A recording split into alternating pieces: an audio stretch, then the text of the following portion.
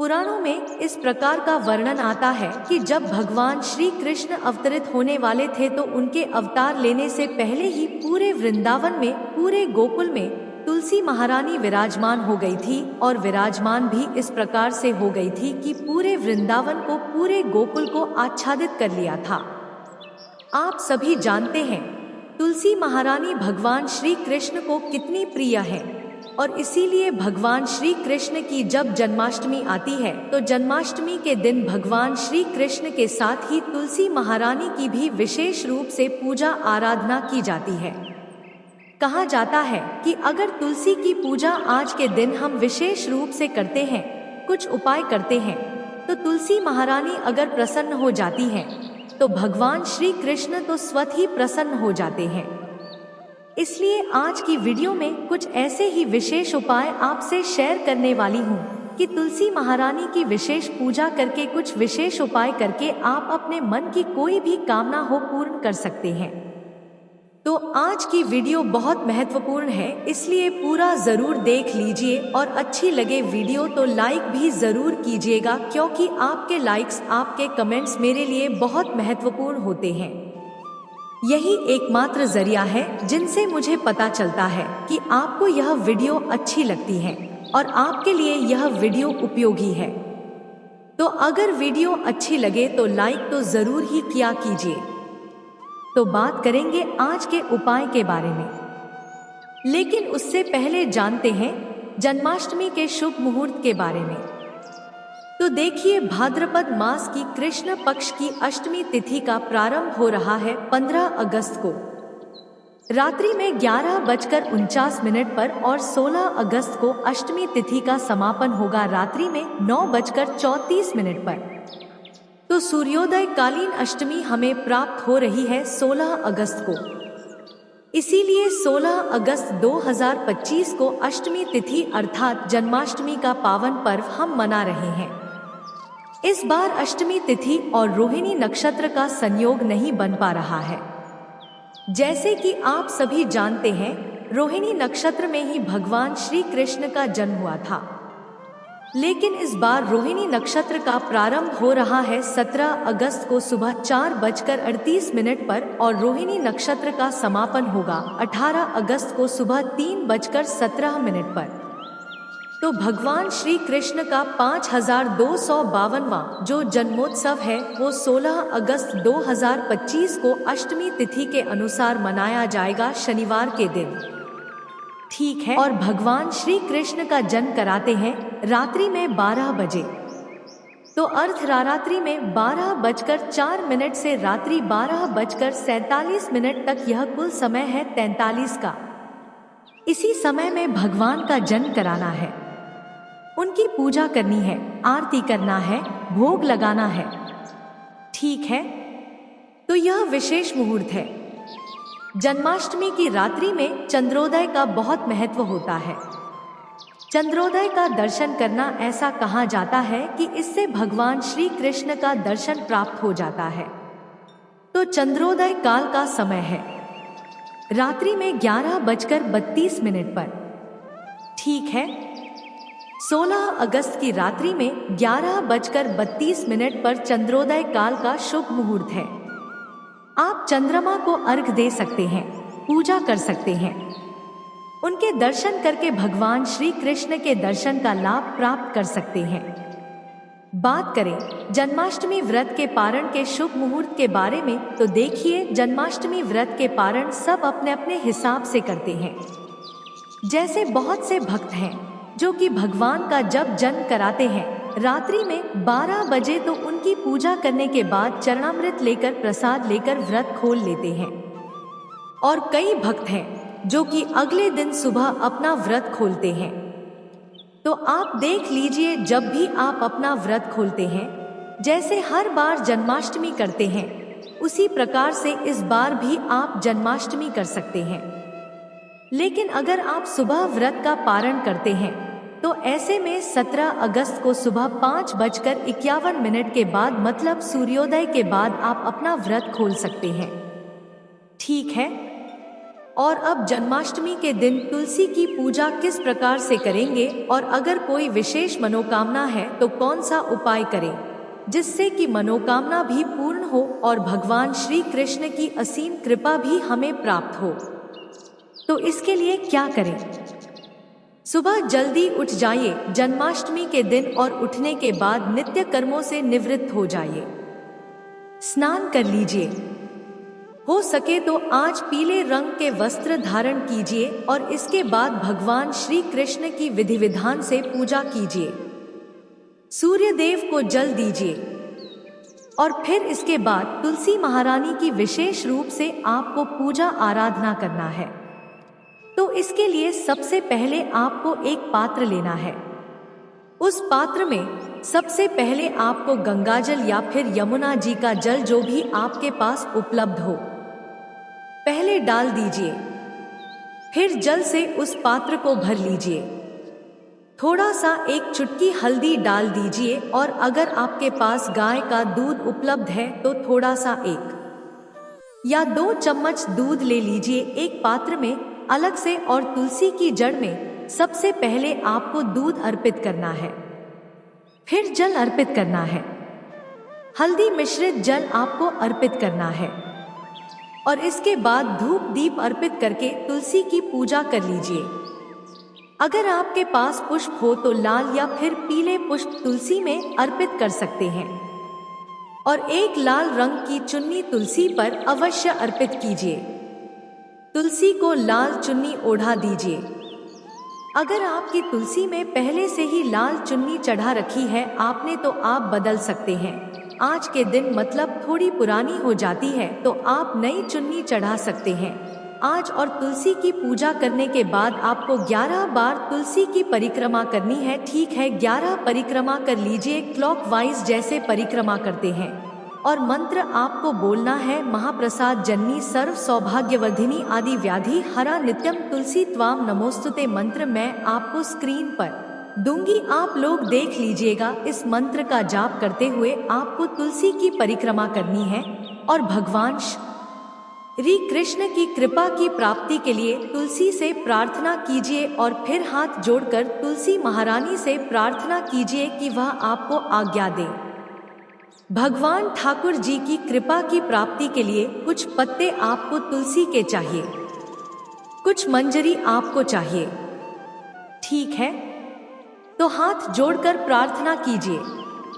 अब यहाँ आपको एक और चीज का ध्यान रखना है, जैसे कि आपके पास अगर कई सारी तुलसी हैं तो हम क्या करते हैं, जो पूजा वाली तुलसी होती है उनके पत्ते नहीं तोड़ते हैं और जो अलग से तुलसी हम लगा कर रखते हैं। 2-4 तुलसी तो सभी के घरों में रहती हैं, तो उनमें से हम पत्ते तोड़ते हैं। लेकिन मान लीजिए कि आपके पास तुलसी एक ही है तो आप पूजा करने के बाद उन तुलसी में से भी पत्ते तोड़ सकते हैं, कोई दोष नहीं लगता है, क्योंकि तुलसी महारानी तो भगवान श्री कृष्ण की प्रिया है और उन्हीं के लिए पत्ते भी आपको चाहिए तो कोई दोष नहीं लगता। लेकिन अगर तुलसी आपके पास अलग से है तो दूसरी तुलसी के पत्ते आप तोड़ लीजिए। जब आप तुलसी के पत्ते तोड़ते हैं तो उनसे प्रार्थना करना चाहिए और जिस भी कामना से मतलब जिस भी कार्य के लिए आप पत्ते तोड़ रहे हैं उस प्रकार की कामना उस प्रकार का कार्य तुलसी को बताया जाता है। तो ठाकुर जी की कृपा की प्राप्ति के लिए आपको पत्ते चाहिए तो तुलसी महारानी से या 2 चम्मच दूध ले लीजिए एक पात्र में अलग से और तुलसी की जड़ में सबसे पहले आपको दूध अर्पित करना है, फिर जल अर्पित करना है। हल्दी मिश्रित जल आपको अर्पित करना है और इसके बाद धूप दीप अर्पित करके तुलसी की पूजा कर लीजिए। अगर आपके पास पुष्प हो तो लाल या फिर पीले पुष्प तुलसी में अर्पित कर सकते हैं और एक लाल रंग की चुन्नी तुलसी पर अवश्य अर्पित कीजिए। तुलसी को लाल चुन्नी ओढ़ा दीजिए। अगर आपकी तुलसी में पहले से ही लाल चुन्नी चढ़ा रखी है आपने तो आप बदल सकते हैं। आज के दिन मतलब थोड़ी पुरानी हो जाती है तो आप नई चुन्नी चढ़ा सकते हैं। आज और तुलसी की पूजा करने के बाद आपको 11 बार तुलसी की परिक्रमा करनी है। ठीक है, 11 परिक्रमा कर लीजिए क्लॉकवाइज जैसे परिक्रमा करते हैं।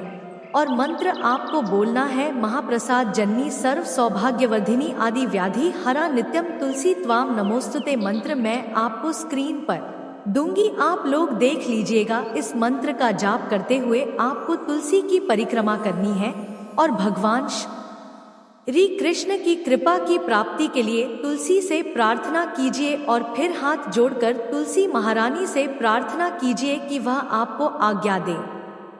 भगवान ठाकुर जी की कृपा की प्राप्ति के लिए कुछ पत्ते आपको तुलसी के चाहिए, कुछ मंजरी आपको चाहिए। ठीक है, तो हाथ जोड़कर प्रार्थना कीजिए।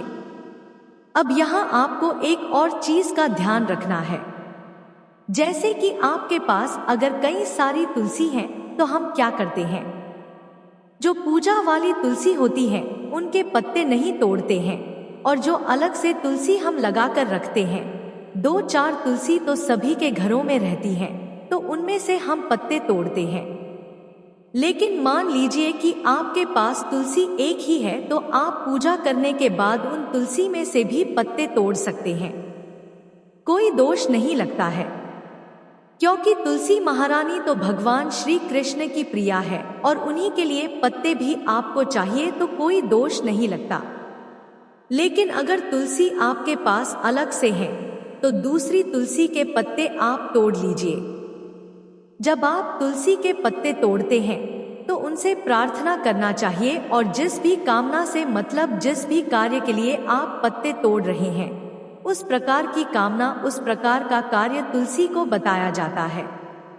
तो ठाकुर जी की कृपा की प्राप्ति के लिए आपको पत्ते चाहिए, तो तुलसी महारानी से प्रार्थना करके और कुछ पत्ते, कुछ मंजरी तोड़ लीजिए। कितने पत्ते चाहिए? कम से कम 11 और अधिक फिर आपकी अपनी इच्छा, आप 108 पत्ते भी तोड़ सकते हैं या 21-51 इस प्रकार से पत्ते तोड़ लीजिए। पत्ते थोड़े बड़े बड़े हो तो ज्यादा अच्छा है, क्योंकि उन पत्तों पर हमें कुछ लिखना है। पत्ते तोड़कर तुलसी महारानी से प्रार्थना करके भगवान श्री कृष्ण का मन में ध्यान करते हुए आपको यह उपाय करना है। अब इस उपाय को करने के लिए आपको चाहिए गोपी चंदन। गोपी चंदन ना हो तो पीला चंदन ले सकते हैं। पीला चंदन भी ना हो तो अष्टगंध का प्रयोग आप कर सकते हैं। थोड़ा सा गुलाब जल या फिर यमुना जल या फिर गंगा जल, जो भी उपलब्ध हो आपके पास, चंदन में मिलाकर आप इसका पेस्ट बना लीजिए, लिक्विड बना दीजिए, जिससे कि आप आसानी से लिख पाएं। अच्छा लिखने के लिए आपको किस चीज का प्रयोग करना है? लिखने के लिए आपको प्रयोग करना है तुलसी की लकड़ी का। जैसे कि तुलसी की अगर सूखी लकड़ी हो तो उसका प्रयोग भी आप कर सकते हैं, या फिर जब आप पत्ते तोड़ते हैं तो उस समय भी चाहे तो पतली सी छोटी सी एक डंडी तोड़ सकते हैं। जैसे कि जब हम मंजरी तोड़ते हैं तो मंजरी में भी सूखी जो डंडी होती है उसका प्रयोग आप कर सकते हैं। तो तुलसी की लकड़ी को आपको पेन की तरह बना लेना है और उसी से आपको चंदन में डुबाकर लिखना है, प्रत्येक पत्ते पर राधा। ठीक है, हर पत्ते पर, हर तुलसी के पत्ते पर आपको राधा लिखना है। पत्तों की संख्या 11, 21, 51, 31, 41 मतलब ऐसे ऑड नंबर में होनी चाहिए। 108 हो तो अत्यंत श्रेष्ठ है। तो सभी पत्तों पर आपको राधा नाम लिखना है और फिर थोड़ी देर के लिए आप, जैसे कि चंदन सूख जाए इतनी देर के लिए आपको पंखे में 5 मिनट के लिए रख दीजिए। इसे 2 मिनट के लिए रख दीजिए और इसके बाद प्रत्येक पत्ते में आपको पीला धागा बांधना है और एक माला की तरह तैयार करना है और यह माला भगवान श्री कृष्ण को अर्पित करना है। लेकिन कब करना है यह सबसे ज्यादा महत्वपूर्ण है और यह तुलसी की माला हमें अर्पित करनी है रात्रि में, जब भगवान श्री कृष्ण का जन्म कराएंगे हम 12 बजे से लेकर जो शुभ मुहूर्त आपको मिला है उसी शुभ मुहूर्त में जब आप पूजा आराधना करेंगे, आरती करेंगे, तो उसी समय धूप दीप पुष्प इत्यादि जब आप अर्पित करते हैं तो उसी समय आपको तुलसी की माला अर्पित करनी है। मुझे बताने की भी आवश्यकता नहीं है, आप खुद ही समझ सकते हैं कि यह माला कितनी ज्यादा शक्तिशाली है।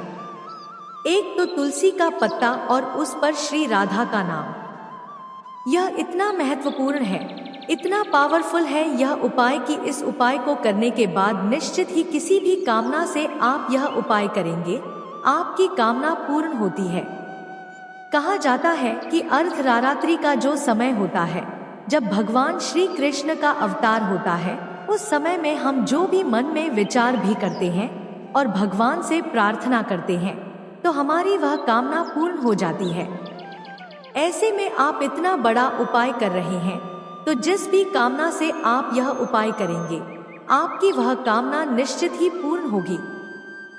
फिर चाहे यह उपाय किसी भौतिक कामना से आप कर रहे हैं, जैसे कि धन प्राप्ति की कामना हो, संतान प्राप्ति की कामना हो या फिर विवाह की मनोकामना हो, दाम्पत्य जीवन को सुखमय बनाना चाहते हो, घर में सुख समृद्धि संपदा चाहते हो, किसी भी कामना से आप यह उपाय करेंगे, आपकी वह कामना पूर्ण होगी। इसके अलावा अगर आपके मन में भगवान श्री कृष्ण की भक्ति की कामना है, उनकी सेवा की कामना है, मोक्ष की कामना है, भगवान श्री कृष्ण की असीम कृपा प्राप्त करना चाहते हो तो भी आप यह उपाय करते हैं तो आपकी कामना पूर्ण होगी।